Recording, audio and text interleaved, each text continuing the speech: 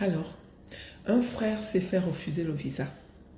Selon lui, il avait tous les documents et il ne comprend pas pourquoi on a refusé de lui donner le visa pour aller en Italie.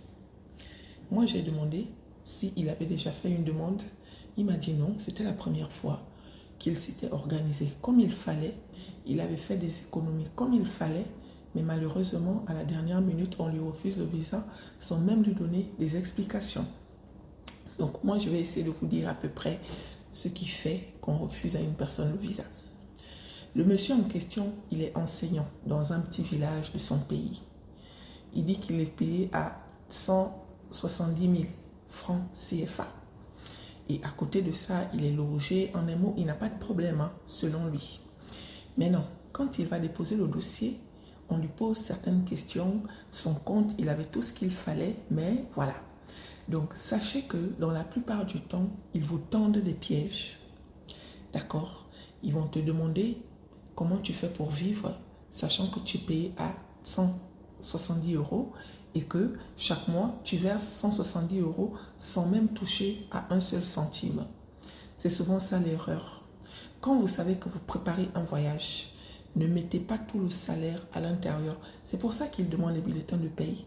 C'est pour voir les différentes transactions. On vous demande un relevé de compte bancaire. C'est pour voir si vous avez l'habitude de toucher de l'argent ou pas. Il y a des gens qui font souvent l'erreur. Dès qu'ils ont un gros montant, ils vont directement verser. Sauf que tu vas verser le montant en question et on ne te voit même pas retirer de temps en temps. Donc soyez très intelligents parce que ils sont malins. Hein? Ils sont très malins. Le pire, c'est qu'ils ne vont jamais te dire pour pas que tu puisses réussir à faire la prochaine fois.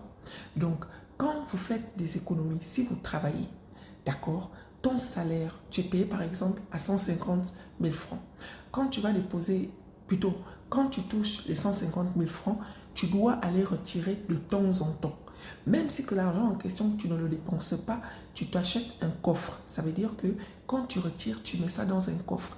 Et après, tu vas reverser dans le compte. En un mot, ce qu'eux, ils veulent, c'est voir s'il y a les transactions entre la période où tu as touché ton salaire et l'autre fin du mois.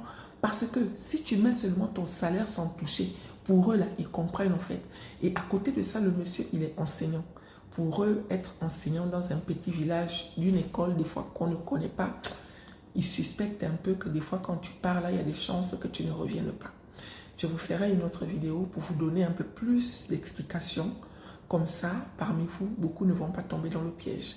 Donc, mon frère, ne t'inquiète pas, la prochaine fois, tu l'auras. Suis mes conseils.